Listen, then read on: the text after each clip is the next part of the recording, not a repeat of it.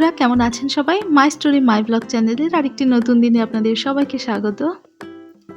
আজকে দেখুন প্রথমে একটা রেসিপি শেয়ার করছি। এখানে আমি কাজু বাদাম আর পেস্তা নিয়ে নিয়েছি। আসলে আমি আজকে দুধ দিয়ে একটা আইটেম বানাবো।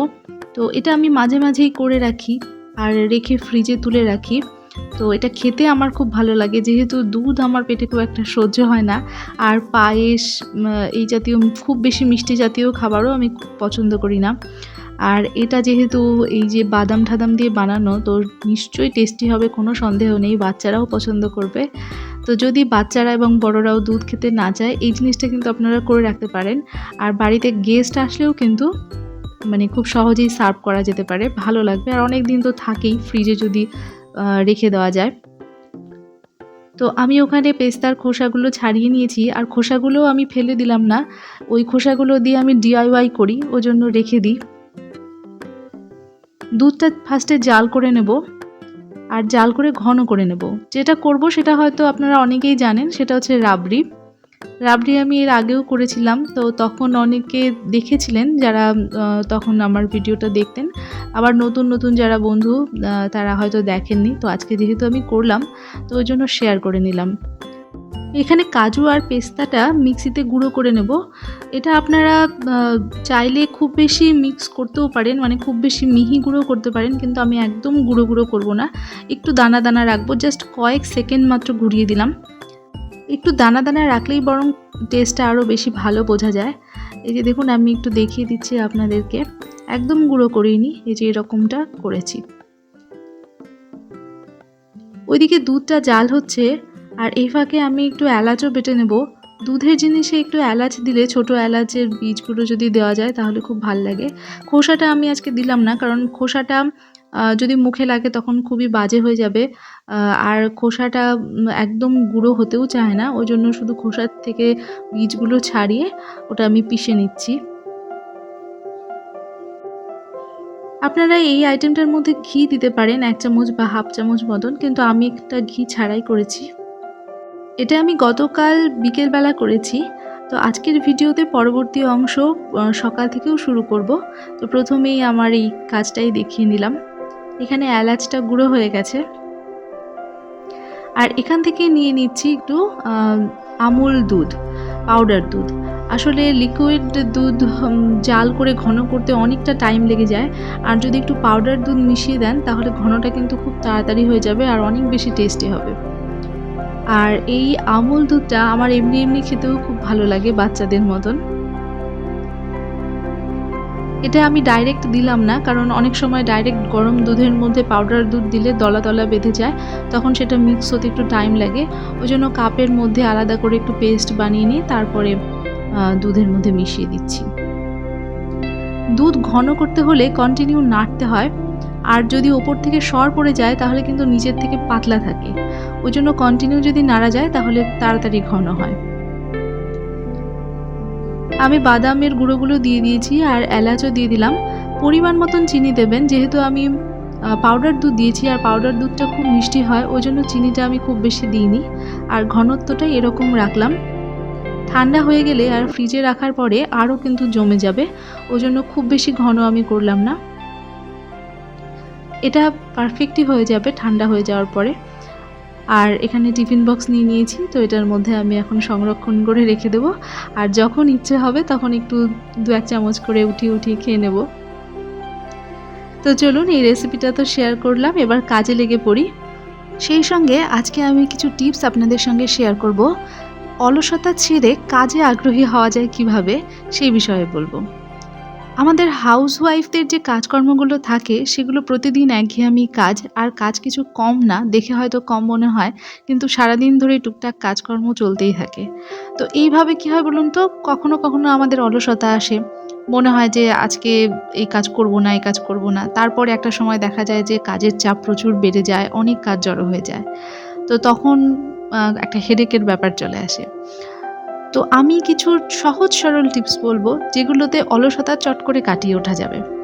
প্রথমত আমরা তো চাই কাজ করতে, কিন্তু প্রতিদিন শরীর মন সাথ দেয় না, ওজন্য কাজে দেরি হয়ে যায়।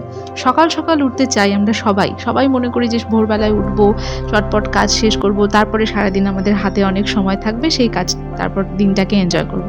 কিন্তু কি বলুন তো, সকাল হলেই ওই অ্যালার্ম সেট করলেও অ্যালার্ম বন্ধ করে শুয়ে থাকতে ইচ্ছে করে, তখন উঠতে লেট হয়ে যায়। তো প্রথম পয়েন্টটা হচ্ছে সকালে ওঠার একটা টিপস বলি, সেটা হচ্ছে সকালে উঠুন মিউজিকের সাথে। তার মানে হচ্ছে ধরুন আপনি শুয়েই আছেন কিন্তু ঘুম ভেঙে গেছে, একটু অলসতা বোধ করছেন উঠতে, বিছানায় শুয়েই মোবাইল যদি হাতের কাছে থাকে তাহলে নিয়ে একটা গান চালিয়ে দিন। দেখবেন যদি দূর থেকে ভোরবেলায় গানের আওয়াজ আসে, তখন অটোমেটিক মনের মধ্যে একটা বেশ ফ্রেশনেস কাজ করে, আর তখন আর নতুন করে ঘুম পায় না, তখন মনে হয় যে উঠি, চটপট উঠে কাজকর্ম শুরু করি। আমরা যখন ভাড়া বাড়িতে থাকতাম তখন ভোর 4:30-র দিকে, 4টের থেকে হয়তোবা শুরু করতেন উনি, মানে একজন লোক ছিল বয়স্ক পাশের বাড়ির, তো উনি ভোর হলেই হরে কৃষ্ণ কীর্তন শুরু করতেন। তো এখানে আসার পরে ওই জিনিসটা আমি খুব মিস করি, মানে ভোরবেলায় উঠে ওনার গানটা বেশ ভালোই লাগতো। মানুষ যেরকমই হোক না কেন, কিন্তু সকালবেলায় উঠে যখন ঠাকুরের নাম আপনার কানে যায়, তো সেই জিনিসটা অদ্ভুত একটা ফিলিংস নিয়ে আসে।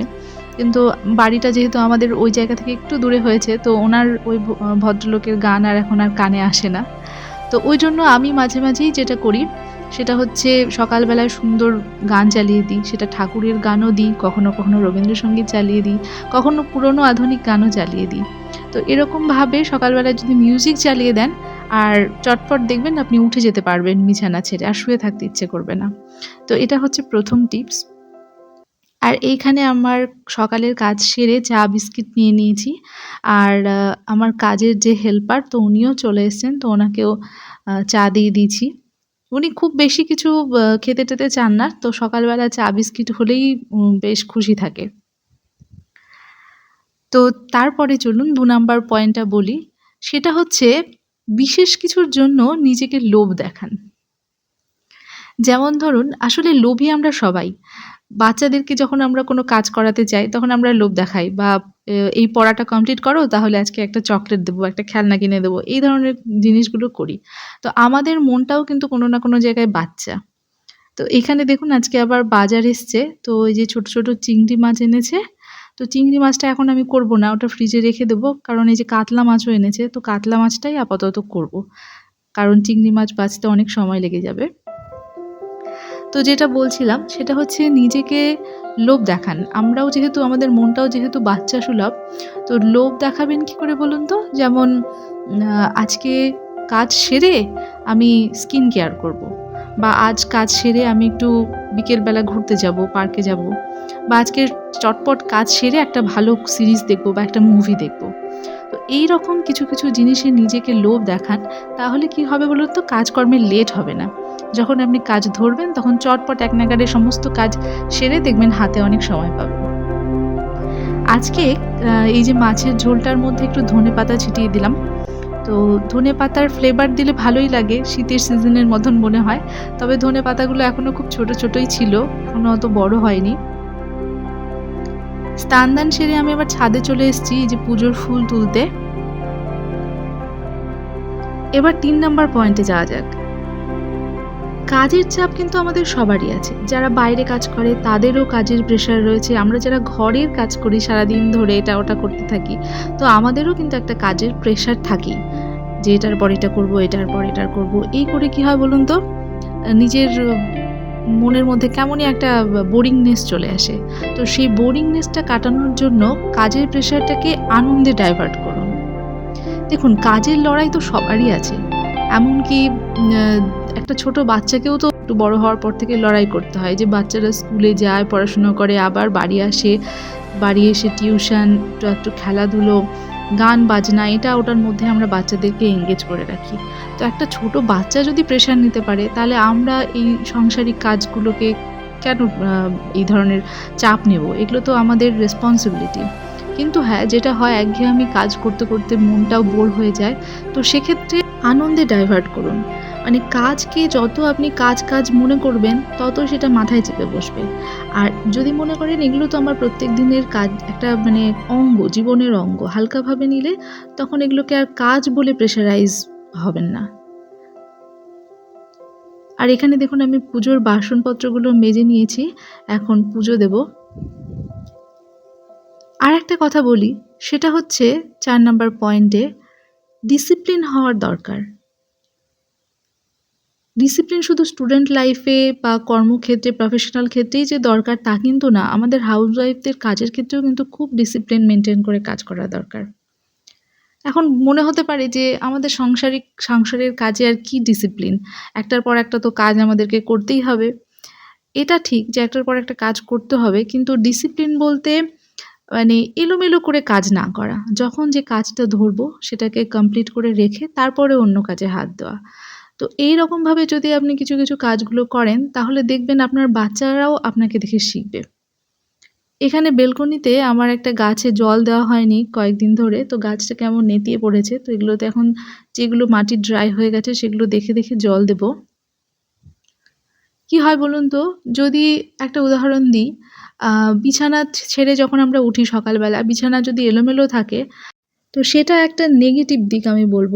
আর যখন আপনি বিছানা ছেড়ে উঠবেন বা বাচ্চা-কাচ্চা বিছানা ছেড়ে উঠবে, তখনই যদি সঙ্গে, সঙ্গে বেডটা ক্লিন করে একদম বালিশ-টালিশগুলো গুছিয়ে রাখা যায়, তো সেটা একটা ডিসিপ্লিন ভাব, যেটা দেখে আপনার বাচ্চারাও আপনাকে দেখে শিখবে যে আমার মা যখন ওঠে তখন তো বেড গুছিয়ে রেখে যায়।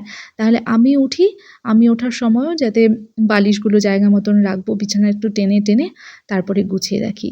তো এই আমাদের দেখেই কিন্তু আমাদের বাচ্চারা শিখবে। তো এই সমস্ত কাজের ক্ষেত্রে একটু ডিসিপ্লিনড হওয়াটা দরকার। আর এখানে দেখুন আমি বলেছিলাম না এর আগের দিন যে মানি প্ল্যান্টের যে পাতার কাটিংগুলো বসিয়েছিলাম, সেগুলো থেকে নতুন পাতা গজিয়েছে। এই দেখুন এটা প্রত্যেকটাতেই এখনো কিছু, কিছু ছোট আছে, ওইজন্য বোঝা যাচ্ছে না। নতুন, নতুন ছোট পাতা গজিয়েছে। তো এইভাবে আপনারা কিন্তু কাটিং অবশ্যই দিয়ে রাখতে পারেন বর্ষাকালে, দেখবেন খুব ভালো গ্রোথ হবে। শীতের সময় কাটিং দিলে কিন্তু অত তাড়াতাড়ি নতুন করে পাতা বেরোবে না, ওটা বেঁচে থেকে যাবে, কিন্তু এই সিজনেই গ্রোথটা ভালো হয়। আর যেগুলো আমি লাগিয়েছিলাম সেগুলোতে কিন্তু শেকড় খুব সামান্যই ছিল, তবুও বেঁচে গেছে। আর এখানে স্পাইডার প্ল্যান্ট গাছটাও দেখুন কতটা ঝাঁকড়ালো হয়েছে।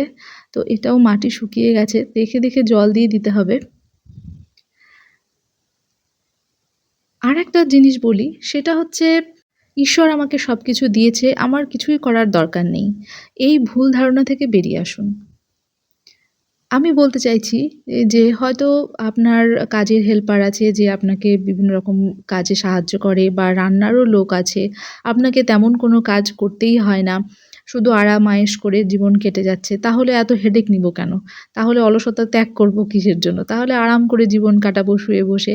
এই ধরনের ধারণা থেকে কিন্তু আমাদের বেরিয়ে আসতে হবে। কারণ যত আপনি আরাম-আয়েশে থাকবেন, তত কিন্তু আপনার মন আর শরীর বিকল হয়ে যেতে থাকবে।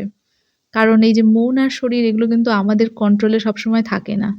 এই যে শরীর যেটা, শরীর খারাপ হওয়া, যত নিজেকে আরাম দেবেন, আয়েশ দেবেন, শরীর কিন্তু তত পেয়ে বসবে। শরীরকে যত পরিশ্রম করাবেন, সেটা এক্সারসাইজ হতে পারে বা সাংসারিক কাজের মাধ্যমে হতে পারে, তত কিন্তু আমাদের শরীর ভালো থাকবে। মনটাও এরকম, মনটাকেও এক্সারসাইজ করাতে হয়।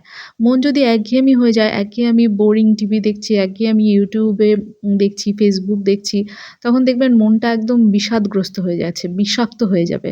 তো মনের মধ্যেও ভ্যারাইটি রাখুন। গান বাজনা করুন, বা মানুষের সঙ্গে বন্ধু-বান্ধবের সঙ্গে গল্প করুন। তো এভাবে মনটাকেও কাজে লাগান। তাহলে দেখবেন সব দিক থেকে সুস্থ থাকবেন। আর এখানে এই যে গাছগুলোর যেগুলো শুকনো পাতা ছিল সেগুলো আমি বেছে, বেছে ফেলে দিলাম। তো ৫ টা পয়েন্ট আমি বললাম, সেগুলো আপনাদের কেমন লাগলো আমাকে কিন্তু কমেন্ট করে জানাবেন। আমি যদি আপনাদের এই ধরনের টিপস ভালো লাগে, আমি আরও কিছু, কিছু পয়েন্ট বলার চেষ্টা করব। আর ভিডিওটা যারা নতুন দেখছেন তাদেরকে রিকোয়েস্ট করব আমার চ্যানেলটিকে অবশ্যই সাবস্ক্রাইব করে রাখবেন যদি ভালো লাগে। আর আমার পুরনো ভিডিওগুলো ওয়াচ করবেন। দেখার জন্য অনেক ধন্যবাদ।